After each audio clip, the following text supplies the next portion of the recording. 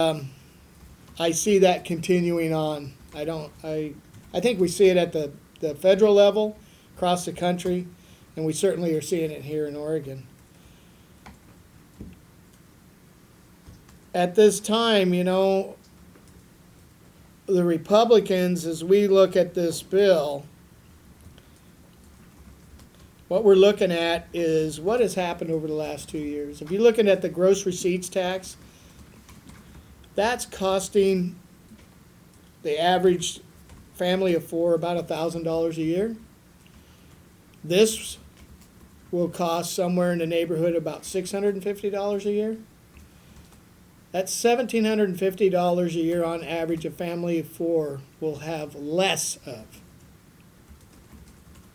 Less. How do they make up for that? They call it the corporate tax on the gross receipts tax. The corporations, they pay the tax, but they pass it on. We're starting to see line items from companies that just add, they'll say cat tax, and it'll just be a line item on their invoices now. So it always gets passed down to the average working family. The average citizen is always being paid because they don't have any way to deflect it,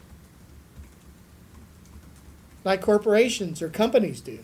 They have no way to deflect it. So they have to just figure out how to pay for it. We talk about the rich getting richer and the poor getting poorer. We see that all the time. Well, I think this is kind of an example. Because the average working family just don't have the ability to deflect these costs.